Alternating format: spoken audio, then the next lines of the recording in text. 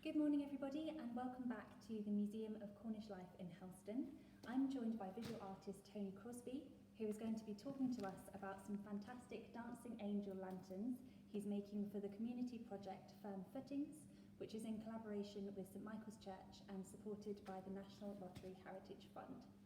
So Tony, can you give us an update on how the project is progressing? Well, I think this is a really interesting stage we've got to now, because we've gone from being a bundle of sticks to something that actually looks like, beginning to look like a figure, and hopefully getting some of the character of the angels in that wonderful window in the church.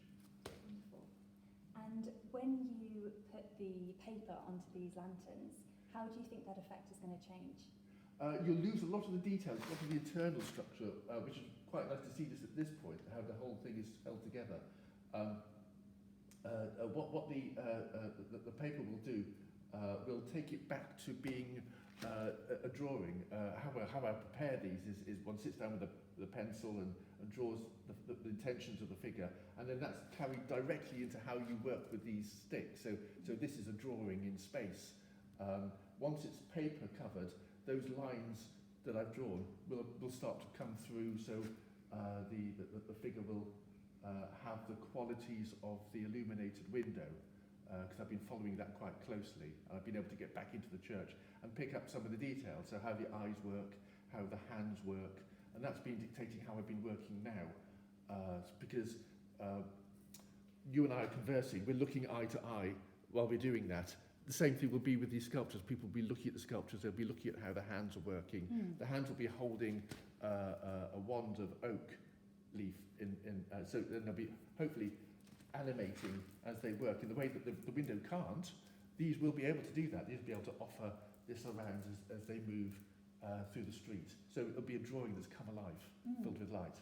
And I think that mobility is going to be really interesting for people to see, and also the fact that they can compare the angels in the window, something that they often see, to these fantastic sculptures. And when it comes to something like the head and the hand, how do you work out the proportion for something like that? Well, the head is critical to this, and that's quite often where I start. The size of that will determine how the body is scaled. Because we all have a body, we intrinsically know how they work. So the figure is based on a multiple of 8 of the size of the head. And that gives me some idea how big it's going to be. Because this has got doors to go through as well as streets to go down. So we've got to make sure this can fit. So the head is my unit, and so the figure is 8 of these heads tall. And then also it will be twice of those heads wide at certain critical points. So that gives me a set of dimensions I know to get the figure to right. So the elbows will be roughly in line with the belly button, with the hips. The bottom of the hand should come to roughly the middle of the thigh. So all those things are in the right place for this movement of the arms, which is the bit I'm concentrating on at the moment. And then the wings will hopefully get a mechanism to make them start to flap at the back. So there'll be a lot of movement in this thing. It will be as if that angel is actually dancing, has stepped out of the window and is actually dancing with its companion down the street. We are so excited to see it. And for us here at the museum, it was great to see you sketching away at the start of the project. And as a visual artist, how does it feel for you to see these now come to life? It's very satisfying to see this bit. This is the bit I always enjoy.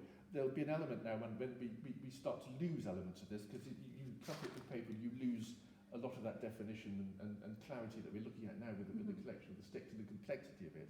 However, that comes back when the light is put inside and those sticks appear as a black and white against it. What I'm also doing, I'm going to put a small element of colour into this. We've been back into the church to photograph in more detail. So there's golden hair, and the wings have touch of gold. There's a golden girdle. So I'm going to use a thing called a French enamel varnish, which will give it almost like a stained glass effect in certain elements. So I'm hoping that will work really well. And again, it's the language that the stained glass artist has used. So I'm drawing down as much of that as possible to put into this, so the two are companions, one physical, literally, and able to move, and the other one static, but and contemplative, looking down into the church. So that, you know, a nice contrast between the two, doing their different things in the way that they can. Absolutely. Well, thank you so much for your time, and we're so excited to see these develop. Absolute pleasure. Thank you. Thank you.